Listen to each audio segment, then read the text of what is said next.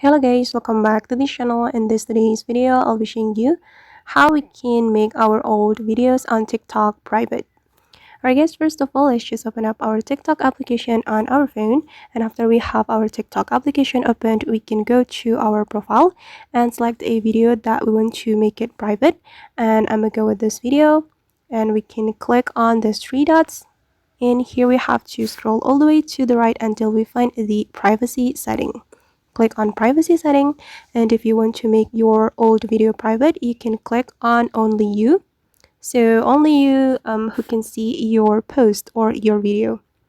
Okay, and we can go back to our TikTok profile, and if you want to see your private video, you can click on this icon.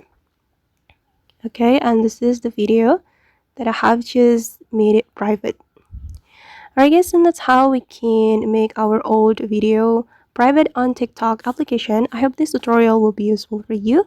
Thank you so much for watching and see you on the next video.